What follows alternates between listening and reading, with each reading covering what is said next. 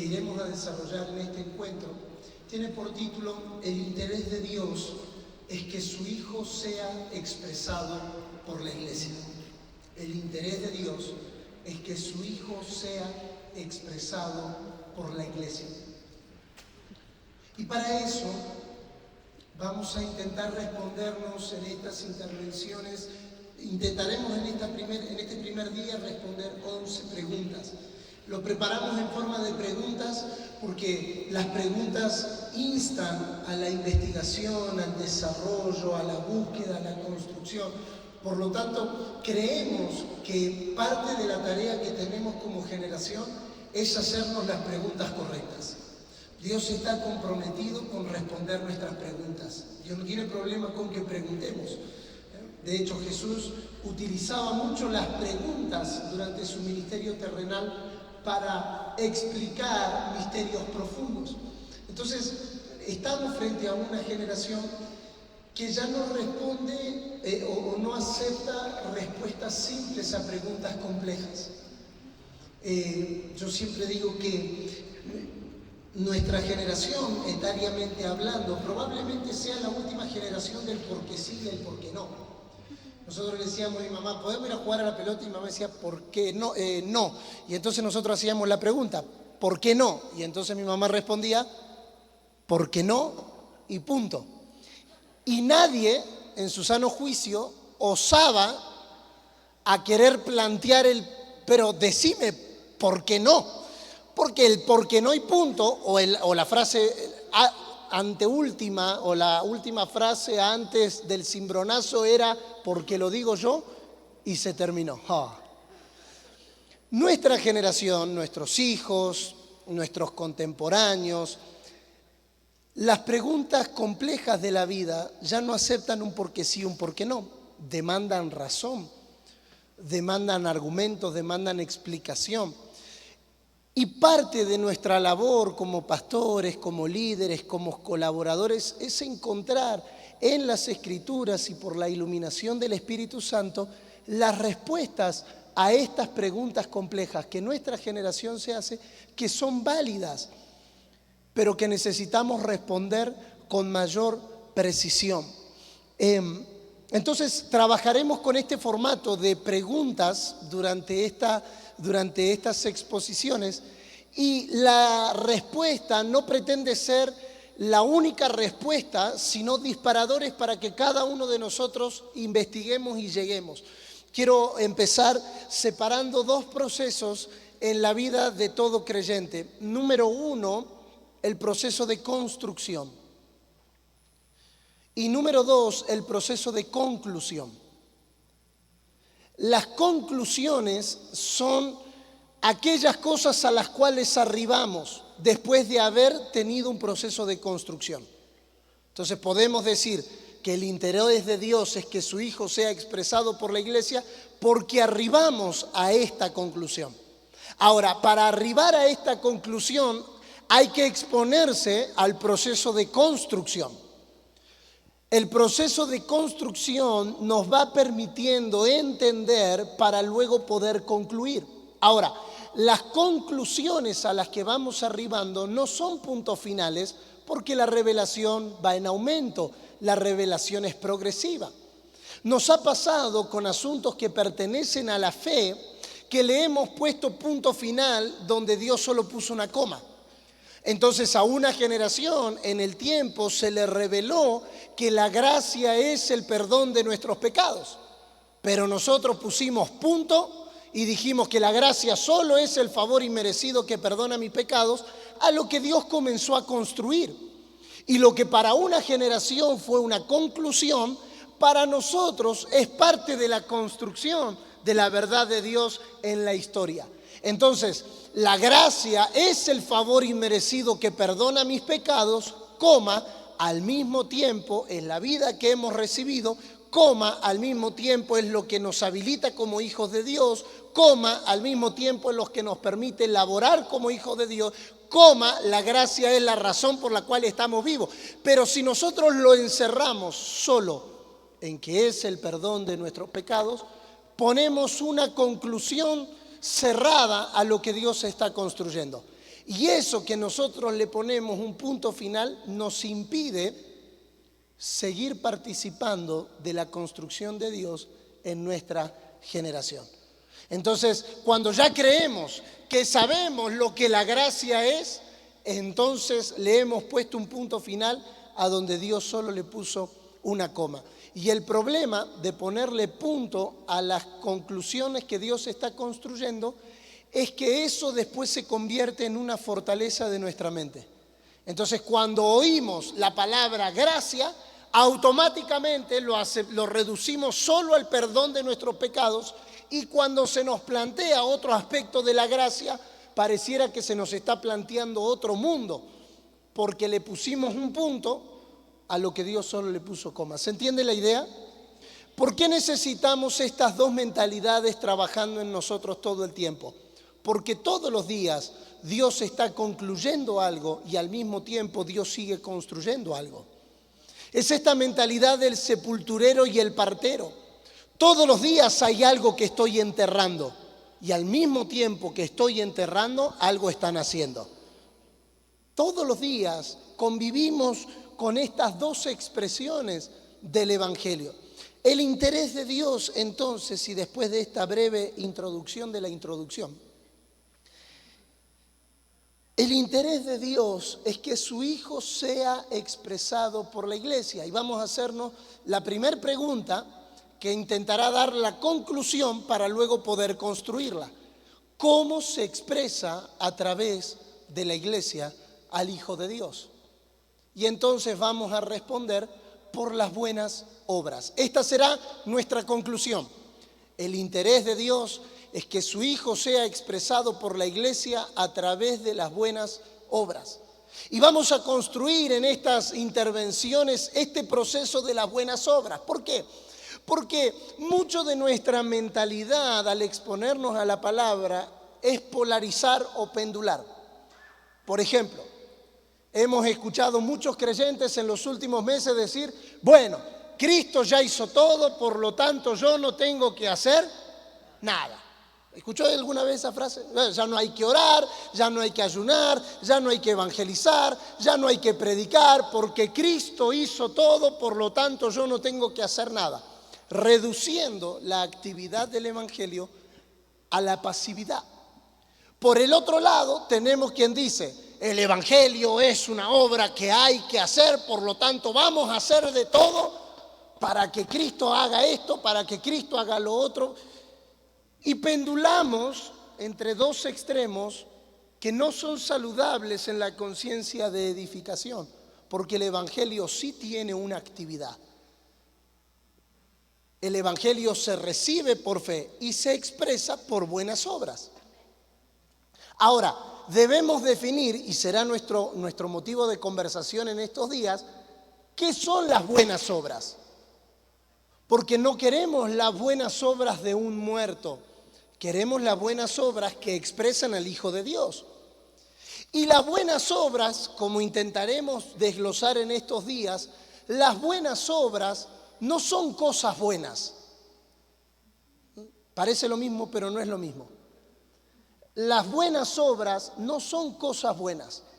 Bueno, si nosotros ayudamos a los pobres, si nosotros cuidamos de los huérfanos, si nosotros alimentamos al necesitado, estamos haciendo la buena obra. No, vamos a ir un poquito más profundo, porque todas esas cosas son cosas buenas, pero los muertos también pueden hacer cosas buenas. Hay muchas fundaciones, ONGs en el mundo que ayudan a los huérfanos, que dan de comer a los necesitados, y eso no significa que el Hijo de Dios sea expresado. Por lo tanto, vamos a permitir que el Señor construya en nosotros durante estos días un entendimiento un poquito más profundo de lo que son las buenas obras. Porque, vuelvo a repetir para cerrar este punto, el Evangelio no son cosas buenas. El Evangelio son las buenas obras que expresan al Hijo de Dios. Y para eso vamos a leer el pasaje columna vertebral de esta exposición, que es Efesios capítulo 2, verso 10. Efesios capítulo 2, verso 10.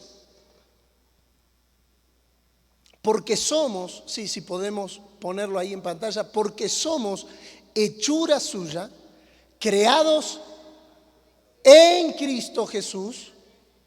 Eso solo podría ser otra exposición. Creados en Cristo Jesús para buenas obras, las cuales Dios preparó de antemano para que anduviésemos en ella. Para comprender el asunto de las buenas obras, necesitamos luz acerca de lo que la Escritura llama los dos hombres, los dos hijos, las dos simientes, los dos árboles, las dos naturalezas, los dos frutos, las dos creaciones, etc. Y permítame ir un poquitito hacia atrás en el entendimiento, que yo sé que muchos de ustedes ya lo tienen resuelto este asunto, pero me gustaría afirmarlo. Dios, cuando ve la tierra, solo mira dos hombres: Adán, Cristo. Él no mira muchas personas, Él no mira muchos hombres, Él no mira 7 o 8 billones de habitantes, Él mira dos hombres: Adán, Cristo. Él mira dos creaciones: la vieja creación, la nueva creación. Dios mira dos naturalezas: la carne o el espíritu. Dios mira dos árboles: el conocimiento del bien y del mal y el árbol de la vida. Dios mira dos frutos: la carne o el espíritu. ¿Por qué es importante entender esto para entender las buenas obras? Porque todo es llamado a ser reunido en Cristo. Es salir, es ser trasladado, y este asunto del traslado no es un asunto menor. Este asunto del traslado es importante en el entendimiento de nuestra tarea, porque nosotros fuimos sacados, fuimos arrancados de un hombre, de una creación, de una naturaleza, y fuimos trasladados a un reino, a otra naturaleza, a otro hombre. ¿Por qué es importante entender esto? Porque nuestra tarea, y acá comenzamos el tema, nuestra tarea es volver a reunir todo en Cristo. Efesios capítulo 1, versículo 9. Yo solo me voy a centrar en dos pasajes que se han leído ya, pero voy a centrarme en una parte puntual, dándonos a conocer el misterio de su voluntad, según su beneplácito, el cual se había propuesto en sí mismo, verso 10, de reunir todas las cosas en Cristo, en la dispensación del cumplimiento de los tiempos, así las que están en los cielos como las que están en la tierra. La palabra clave que revela el misterio de su voluntad es la palabra reunir. ¿Cuál es el misterio de la voluntad de Dios que a nosotros nos fue iluminado según el pensamiento apostólico? Reunir todas las cosas en Cristo. Esta palabra reunir, y si podemos poner la siguiente presentación, la siguiente, un poquito más. Ahí está. Expresamos su interés cuando nos comprometemos a colaborar con que todo sea reunido en Él. Este es el misterio de su voluntad, que a nosotros nos ha sido dado a conocer, como oíamos ayer, que todo sea reunido en Él. Siguiente, por favor.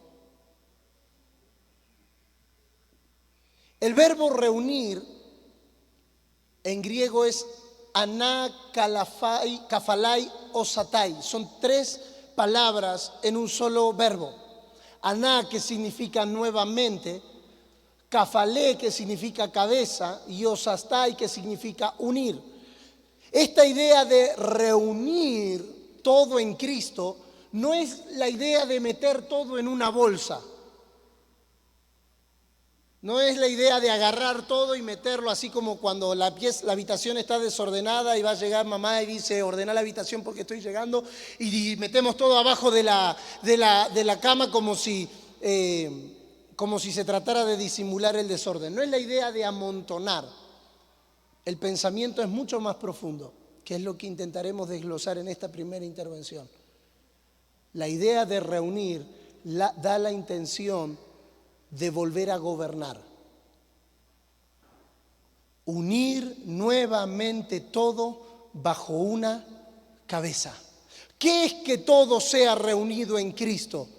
¿Que seamos todos evangélicos? No. Reunir todo en Cristo significa que todos volvamos a ser gobernados por la misma cabeza. La idea más profunda de reunir es que todo sea unido bajo una cabeza. Esta expresión se usaba cuando un ejército era diezmado, derrotado y esparcido, y se volvía a reunir, a reagrupar, a reorganizar bajo la autoridad de un nuevo comandante. Por lo tanto, esta palabra, este verbo, produce o se puede interpretar de estas tres maneras que son las que vamos a ver allí. Número uno, que originalmente en el universo todo estaba unido y ordenado armónicamente bajo la autoridad de Dios. Número dos, que algo que sucedió en el mundo y se rompió, se desunió lo que estaba reunido. Todo lo que estaba bajo una misma cabeza fue sacado de ese gobierno y aquello se rompió en reunión. Y número tres, que Dios, sabiendo de antemano que eso iba a ocurrir, por su gracia se propuso volver a unir todo bajo la autoridad de Cristo como cabeza.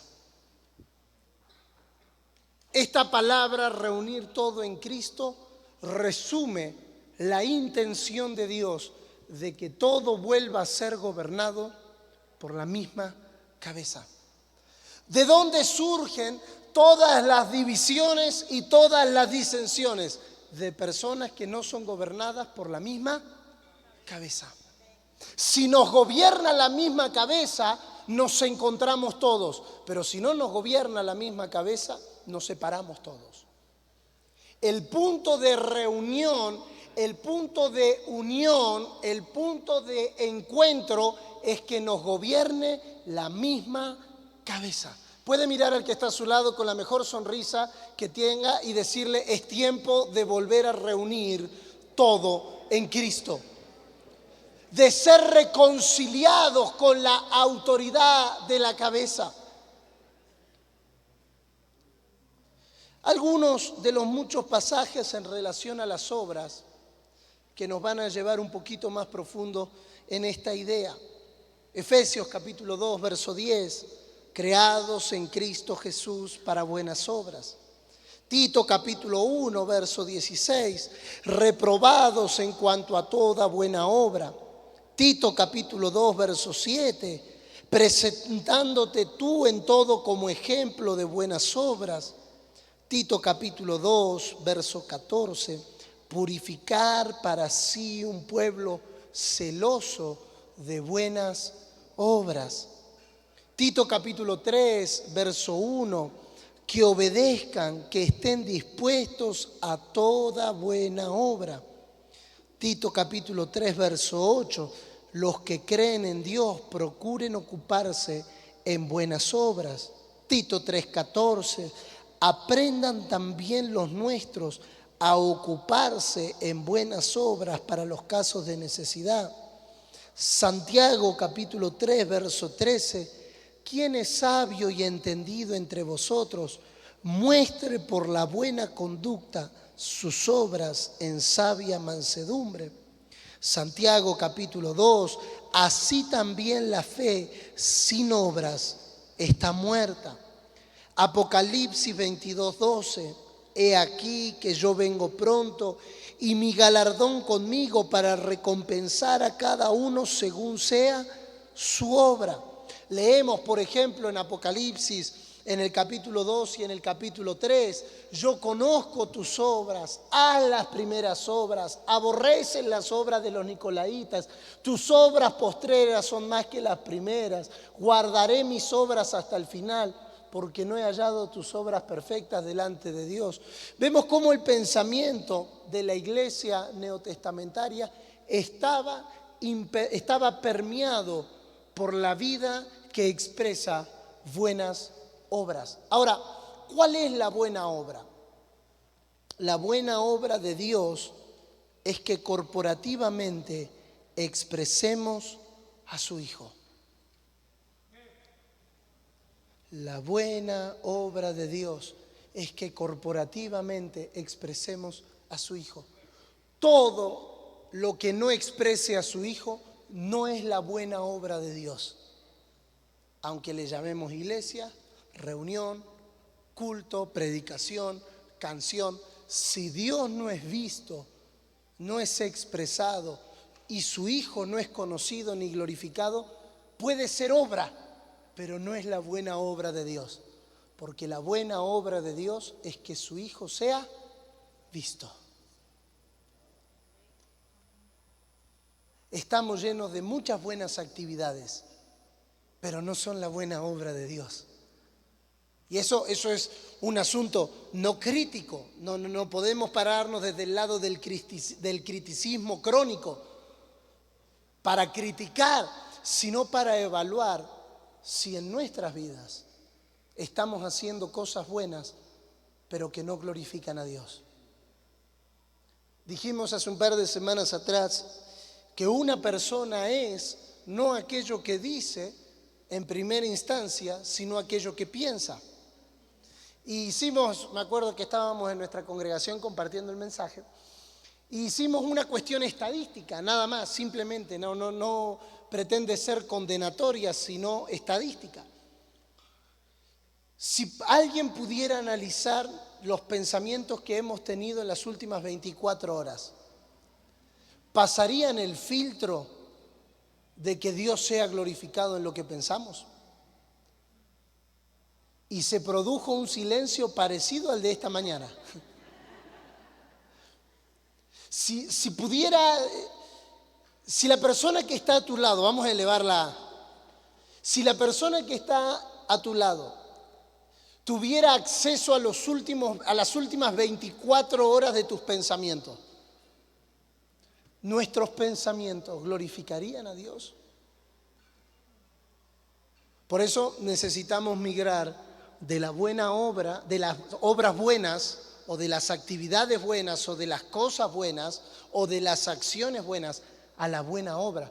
Porque la buena obra significa y representa que todo lo que somos y todo lo que hacemos glorifique a Dios.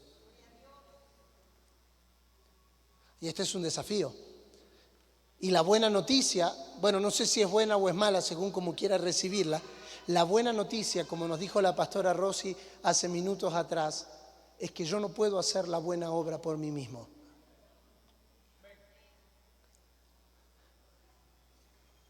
La buena obra solo la puede producir Él en mí. Estamos dando la conclusión para luego entrar a la construcción. ¿Por qué la formación de Cristo en nuestro interior es indispensable en la vida de todo hijo de Dios?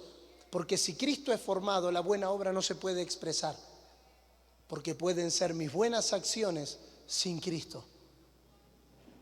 Y esta fue la deficiencia de la ley. La deficiencia de la ley en su implementación, según el libro de Hebreos, es que hacía a los israelitas perfectos en cuanto al culto, pero no perfectos en cuanto a la conciencia. ¿Conoce la frase, aunque la mona se vista de seda, mona se queda?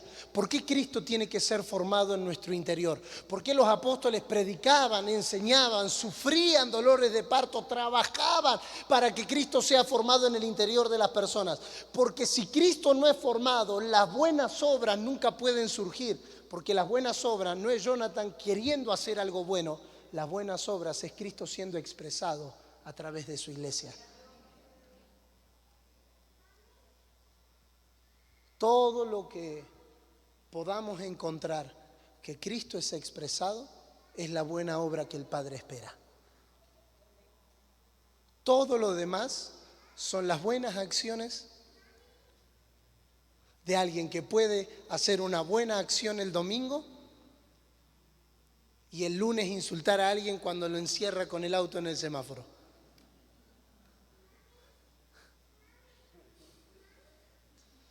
El apóstol Lucas Márquez dice que si apretamos una naranja, sale jugo de naranja. Y si nos aprietan a nosotros, ¿qué sale? La verdad es que las presiones, las circunstancias, las adversidades, los desafíos, lo único que hacen es exponer lo que hay dentro. ¿Vio cuando usted se despierta a la mañana y dice, hoy va a ser un día bendecido, en victoria, nada me va a robar el gozo? ¿Sí? ¿Alguna vez? Y se levanta a la mañana y se golpea el dedo chiquito con la pata de la cama y dice, ya está. Arrancó mal el día. Porque inclusive mi buena determinación no es suficiente para expresar buenas obras. Todo lo que no fluya, y lo estamos llevando a nuestro interior para luego llevarlo a todas las demás áreas y a todas las demás expresiones, porque pudiéramos hablar lo mismo del discipulado, de las canciones, de la predicación. Si Cristo no es glorificado, pueden ser buenas actividades, pueden ser buenas acciones, el servicio comunitario, la acción social, son todas cosas buenas, pero si Cristo no es expresado, no son la buena obra que el Padre espera. Y nosotros somos medidos, según Dios, no por las cosas buenas que hacemos, sino por la buena obra que se ha expresado.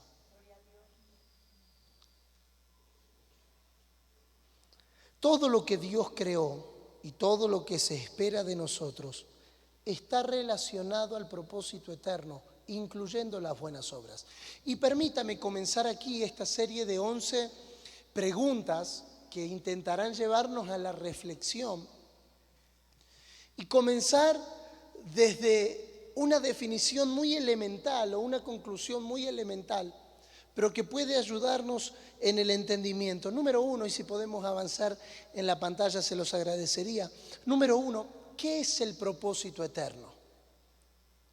¿A qué le llamamos desde la perspectiva apostólica el entendimiento del propósito eterno? Dijimos en algunas oportunidades, y no está de más repetirlo, que Dios no tiene un propósito para mí fuera de su propósito. El hilo conductor de Dios no es el propósito de Jonathan o el propósito de Gustavo o el propósito de Santiago. El hilo conductor de Dios es su propósito eterno. Dios se rige por su propósito. Y esto es un golpe a nuestro orgullo en saber de que Dios sin mí sigue siendo Dios. Y gracias a Dios que es así. Porque imagínense si Dios se tuviera que regir por nosotros, que hoy quiero, que mañana no quiero, que hoy sí, que mañana no, que hoy me comprometo, que mañana no me comprometo, que esta es mi casa, que esta no es mi casa, que usted es mi pastor, que usted no es mi pastor, que me voy de acá porque acá no hay amor, que me quedo acá porque acá sí hay amor. Si Dios se rigiera por nuestra vida o por nuestra decisión, entonces Dios estaría en serios problemas. Dios se rige por su propósito. Todo lo que Dios hace es conforme a su propósito. Y este propósito tiene una naturaleza y es que es eterno. No termina, no desaparece, no se corrompe, no se echa a perder, no tiene fecha de vencimiento, no tiene caducidad, tiene una naturaleza de eternidad que hace que nada de lo que pasa en la tierra afecte el cumplimiento de ese propósito. Aleluya. Este propósito eterno, esta intención eterna, este deseo eterno no está sujeto a temporalidad. Y yo sé que puede sonar un poquito fuerte a nuestras mentes porque tenemos 20 años o 25 años dentro de la iglesia o de la vida de fe escuchando que Dios tiene un propósito para tu vida. Y la verdad es que no hay registro bíblico que Dios tenga un propósito para mi vida. Y aún el pasaje que utilizamos sigue hablando de su propósito. Jehová cumplirá su propósito en mí, no mi propósito en mí. Aún el Salmo, Jehová cumplirá su propósito en mí, no mi propósito. ¿Cuál es la diferencia, pastor? ¿En qué me cambia? ¿En qué me cambia? En yo saberme parte de algo más grande que yo mismo. En saber que esto no empieza conmigo y no termina conmigo. En saber que así como Dios fue padre de Abraham, de Isaac y de Jacob, Dios es padre de todo y de todos. En saber que nada de lo que pase en la tierra condiciona el desarrollo de este propósito. Este propósito está presente en todas las escrituras. Desde Génesis hasta Apocalipsis, este propósito recorre toda la escritura y nada ha hecho cambiar el propósito de Dios. Dios no se ve sorprendido. Lo dijimos en el año 2020 con la pandemia COVID-19. Dios no convocó una reunión de emergencia del jefe de gabinete celestial para ver qué hacía ahora que estaba el COVID. Dios no cambia su propósito por lo que pasa en la tierra. Por eso es su propósito. Ahora, ¿qué es el propósito eterno? ¿A qué le llamamos propósito eterno? Es Dios dándose a conocer por su Hijo. Si te preguntaran en esta mañana qué es el propósito eterno, una muy buena conclusión sería: es Dios dándose a conocer por su Hijo.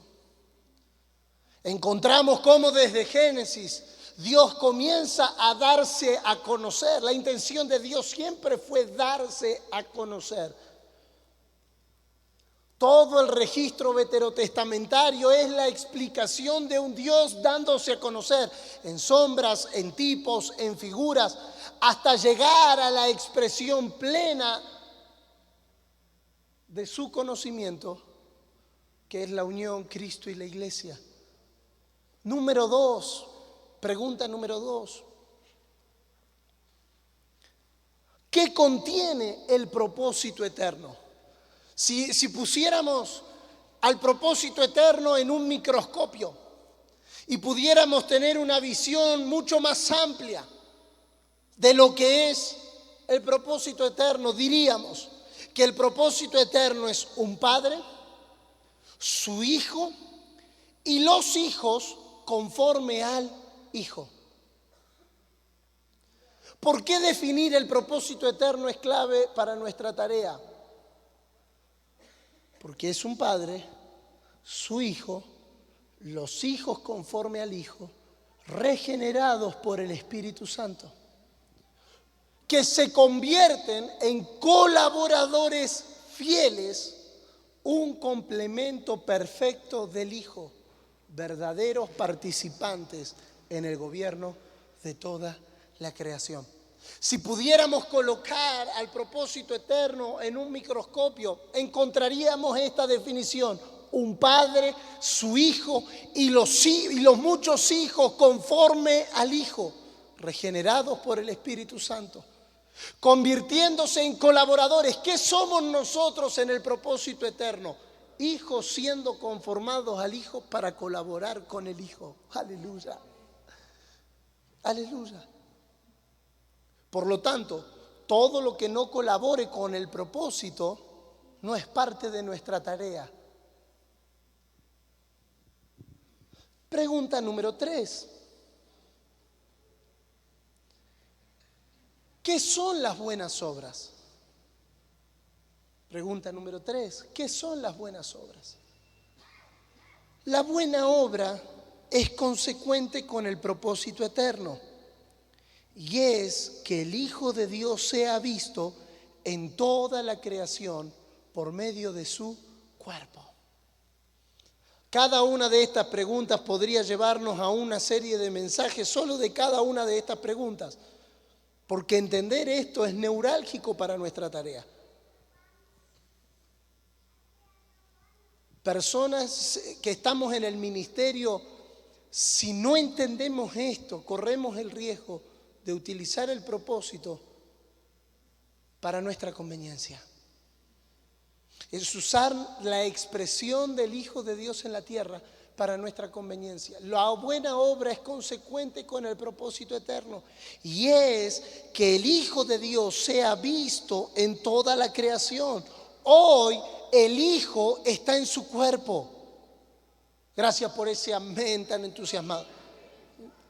El Hijo está en su cuerpo. Y donde está su cuerpo, debiera verse al Hijo.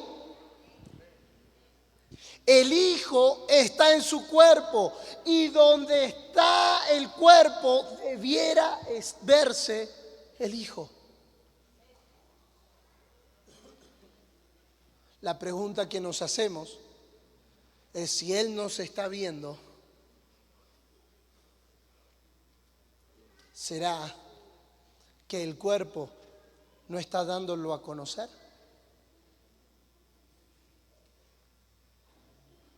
Esto me lleva a Apocalipsis capítulo 1. Y vuelto, vi la voz, me di vuelta para ver la voz que hablaba conmigo. Y cuando me di vuelta, vi 7 candeleros de oro. Eso es tremendo. Porque el verso 20 dice que esos candeleros de oro son las 7 iglesias.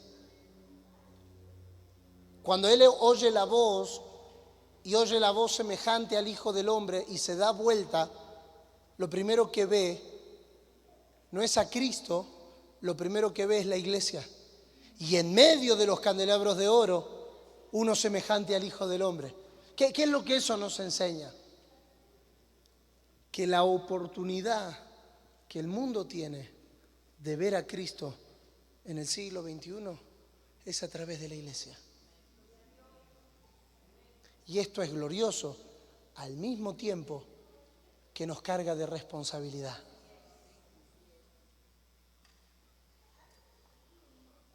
Porque la manera en la que vivimos, andamos, nos conducimos, expresamos buena obra, muestra a Cristo a nuestra generación o lo esconde.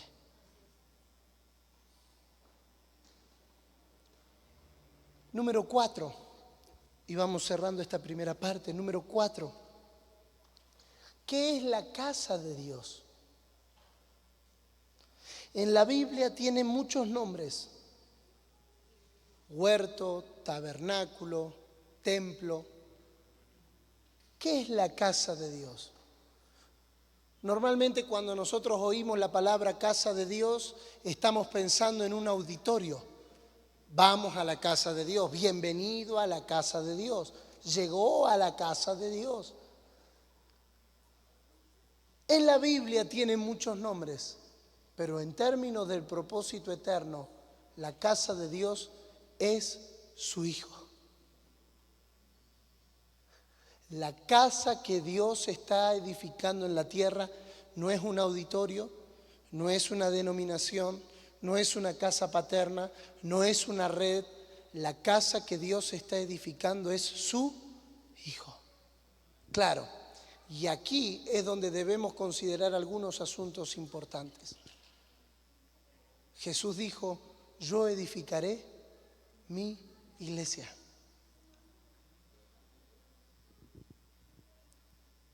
Hemos puesto el carro delante del caballo. ¿Se entiende esa expresión? Hemos puesto lo que va detrás adelante. Hemos hecho de las gracias que edifican, que colaboran en la edificación, la casa. Y la casa no son apóstoles, la casa no son profetas, la casa no son evangelistas, no son pastores, no son maestros, no son diáconos, no son ancianos, la casa no son auditorios. La casa es Cristo siendo edificado en la tierra por medio de su iglesia. Cuando decimos frases apostólicas como la de Primera de Timoteo capítulo 3 verso 15, para que si tardo sepas cómo debes conducirte en la casa de Dios, no estamos hablando específicamente de un lugar físico. Estamos hablando de una geografía espiritual. Cristo, el Hijo corporativo, siendo edificado en la tierra. El cuerpo de Cristo es la casa espiritual que estamos edificando. Acompáñeme por favor a Primera de Pedro capítulo 2. Primera de Pedro capítulo 2, verso 5. Vosotros también, como piedras vivas, sed edificados como casa espiritual y sacerdocio santo para ofrecer sacrificios espirituales aceptables a Dios por medio de Jesucristo. Los elementos de la edificación son espirituales porque la casa es espiritual. No podemos prescindir del Espíritu Santo en nuestras vidas. No contristen al Espíritu Santo, pero no porque se me va la unción para el domingo, sino porque no puedo edificar la casa de Dios con otros elementos que no sean espirituales.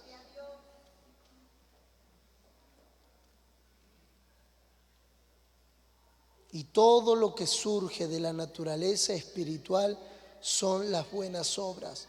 Lo que no nace del Espíritu no tiene vida. Este es un diagnóstico muy fuerte que dan los apóstoles en el Nuevo Testamento. Lo que no tiene la vida de Dios es muerte. Efesios capítulo 2, verso 1. Ustedes estaban muertos en delitos y pecados, y duele e incomoda decirle a una generación que puede estar haciendo cosas buenas, pero sin la vida de Dios, son las buenas obras de un muerto. En el pensamiento apostólico, muerte no tenía que ver con interrupción de la vida como nosotros lo asociamos hoy. Para esa palabra los apóstoles usaban la palabra dormir. Pablo dice, no todos dormiremos, mas todos seremos transformados. Ya duermen con sus padres, es el pensamiento bíblico. Dormir es lo que nosotros llamamos muerte. La muerte para los apóstoles y en el pensamiento bíblico es mucho más fuerte que la interrupción de la vida. La muerte desde el pensamiento apostólico es toda persona ajena de la vida de Dios, aunque a veces diga que es evangélico.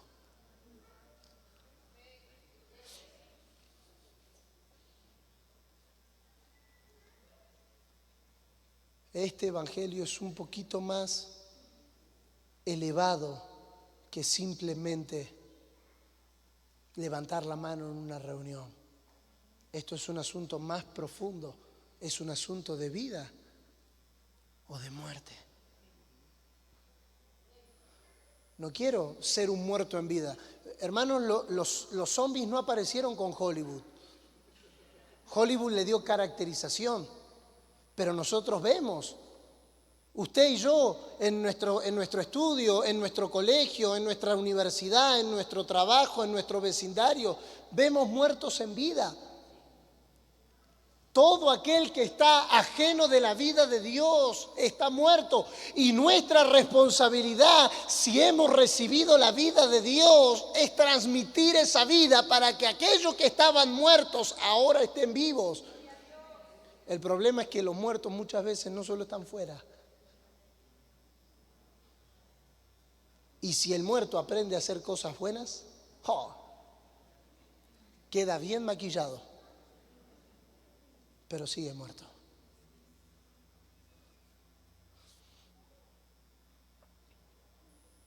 Me viene un ejemplo a la mente, pero no quisiera ofender la mente de nadie, entonces lo voy a pasar. Pero el problema de la religión es que nos enseña a maquillar el muerto. Nos enseña a maquillar el muerto. ¿Puede mirar al que está a su lado, por favor? Con la mejor sonrisa, si se enoja con usted y no conmigo. La mejor sonrisa. Y dígale, por favor, Dios no quiere que maquilles el muerto. Pero cuando usted está levantando las manos en la reunión y está cantando, Señor, yo te amo, y por dentro está pensando, apagué la plancha, le eché llave a la casa, le puse la alarma al auto.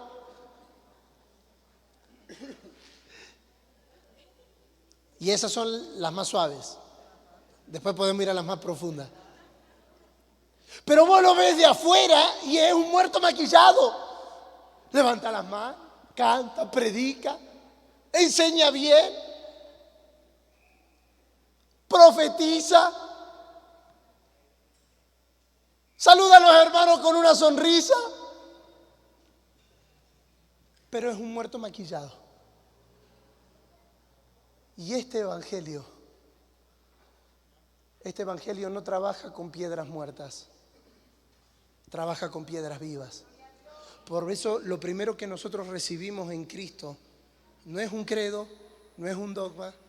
Lo primero que recibimos en Cristo no es una doctrina. Lo primero que recibimos en Cristo es su vida. Su vida.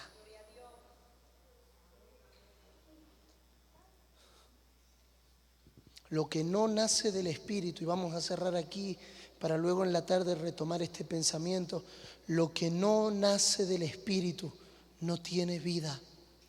El problema es que todo lo que un muerto haga son las buenas obras de un muerto.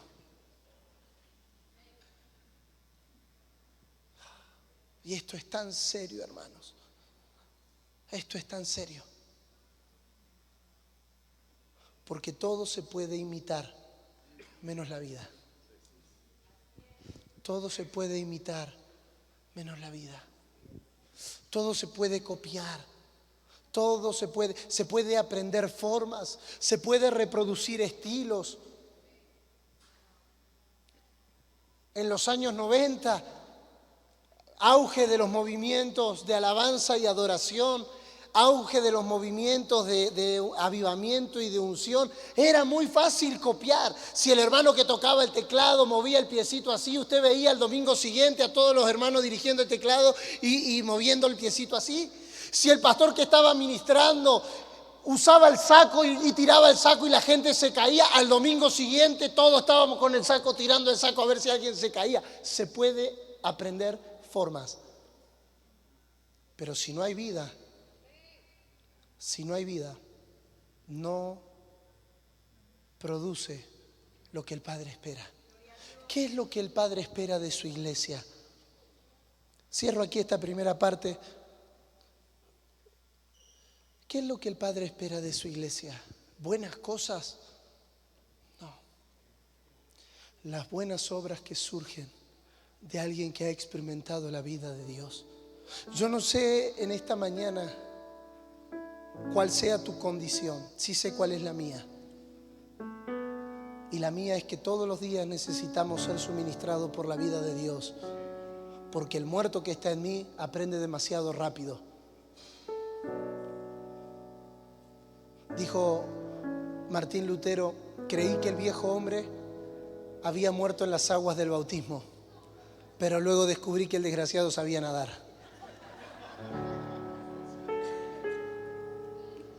No sé usted, pero este viejo hombre sabe nadar y sabe nadar bien. No quiero las buenas obras de un muerto. Quiero las buenas obras que lo expresan a Él. Y el elemento vital para la obra del ministerio no es la homilética, la hermenéutica, las canciones que están de turno. Todo eso son recursos que suman. Pero el elemento vital para la obra del ministerio es la vida de Dios. Hecha mano de la vida eterna. Esta vida que hemos recibido, esta vida que se nos ha confiado, es la única esperanza de darle a Dios el fruto que Él espera. Antes de definir en punto 1, punto 2, punto 3, ¿qué es la buena obra de Dios? Deberíamos comenzar por de dónde surge la buena obra de Dios. de la vida del Hijo de Dios en mí. Ninguna actividad, leí esta frase hace 7, 8 años atrás y me pareció extraordinaria. Ninguna actividad, por noble que sea, debiera sustituir el estado de la vida de Dios en nuestro interior.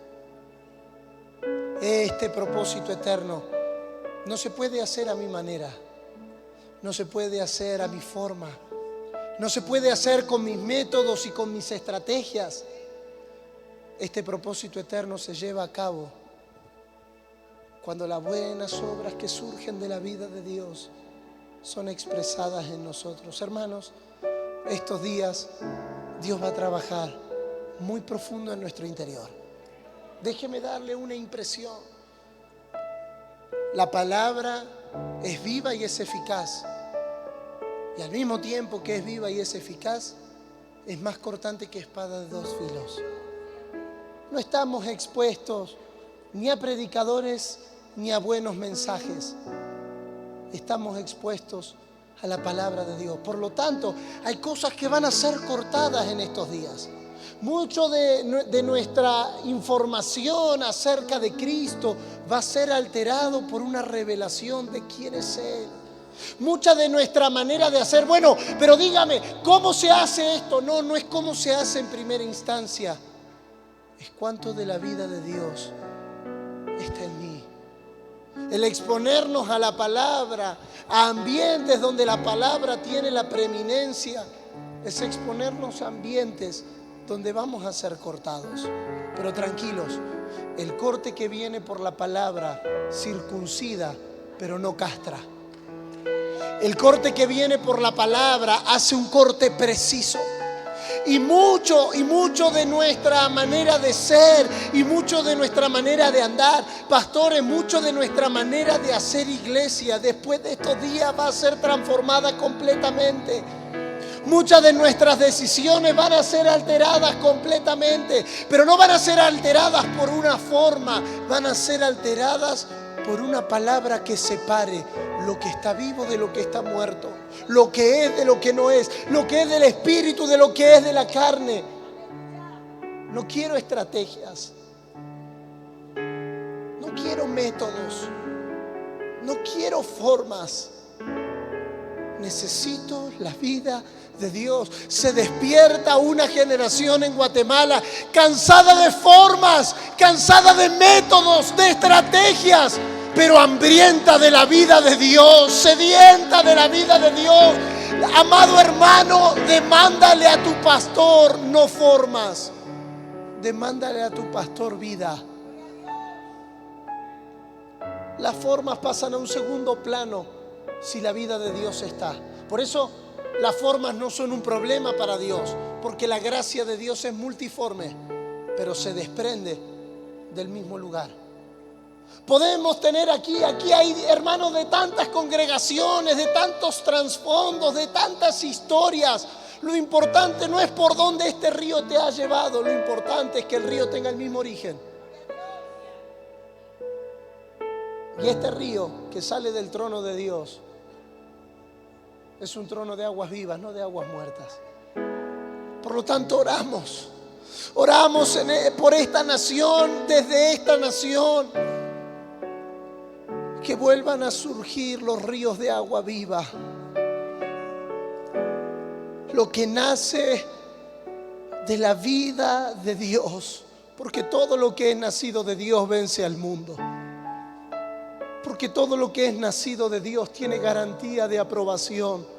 Porque todo lo que es nacido de Dios tiene garantía de buena obra para el Padre. Si puedes, allí donde está, levanta tus manos. Y que esta mañana sea un clamor desde nuestro espíritu. Señor, necesito tu vida.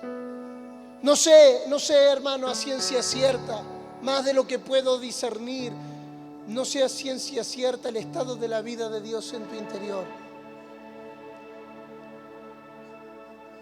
Si aprendiste a maquillar al muerto, que sea una buena mañana para que Dios te resucite a su vida.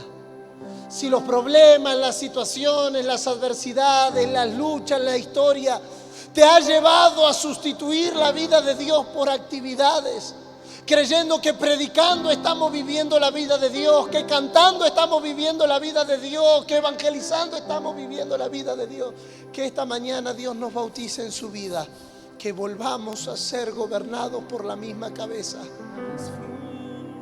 Señor, danos tu vida en esta mañana. Danos tu vida, porque nada es suficiente. Los placeres de este mundo, las posiciones, los estatus, las circunstancias, la abundancia, la escasez, nada es suficiente, porque nada puede ocupar el lugar de tu vida. Señor, danos tu vida. Esa vida que solo tú puedes dar. Esa vida que solo tú puedes vivificar en nosotros. Señor, si la ansiedad, el pánico, Señor, si las presiones, si las actividades han sustituido el estado de tu vida en nosotros, esta mañana rogamos ser bautizados, rogamos ser vivificados, rogamos, Señor, más que formas, más que métodos, más que maneras. Queremos tu vida. Hazlo tu clamor en esta mañana. Hazlo tu clamor en esta mañana. Pero el clamor que surge desde lo más profundo de tu ser. El clamor de un sediento que muere por una gota de agua. Dame tu vida, Señor. Dame tu vida, Señor. Dame tu vida, Señor.